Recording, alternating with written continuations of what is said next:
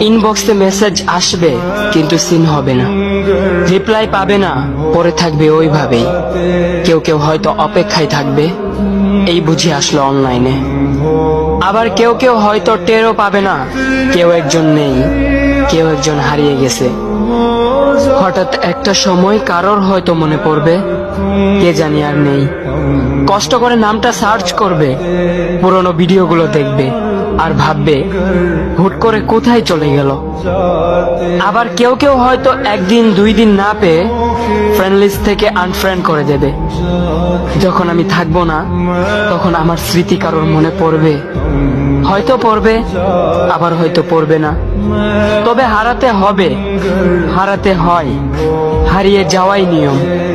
পার্থক্য একটাই, কেউ আয়োজন করে হারায় আর কেউ হুট করে হারায়। আমি না হয় হুট করে হারিয়ে যাব।